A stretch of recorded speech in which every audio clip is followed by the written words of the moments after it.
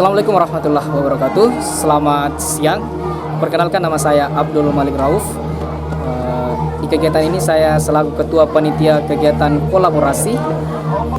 Kegiatan kami diadakan di Kampung Bung, Kelurahan Bontoa, Kecamatan Minasatene, Kabupaten Pangkep, Sulawesi Selatan. Kegiatan ini dilaksanakan tanggal 27 hingga 29 September 2019. Kegiatan ini berorientasi tentang bagaimana kita melakukan pengabdian kepada masyarakat-masyarakat yang berada di daerah pelosok, mulai dari pendidikan, lingkungan, serta kesehatan. Kegiatan ini juga terdiri dari beberapa komunitas yang lain yang bergabung di kolaborasi. Yang pertama itu Aksi, yang selanjutnya itu komunitas Exit, yang selanjutnya TKD atau Taekwondo Unhas, yang ketiga IPPMP Kabupaten Pindrang Unhas, dan yang selanjutnya adalah CSR Unhas.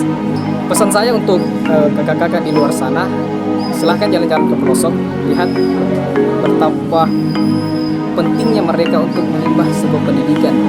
Nah, pemerintah saja itu tidak cukup untuk menangani beberapa permasalahan-permasalahan di daerah pelosok.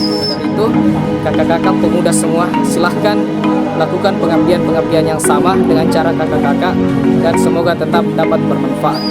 Terima kasih.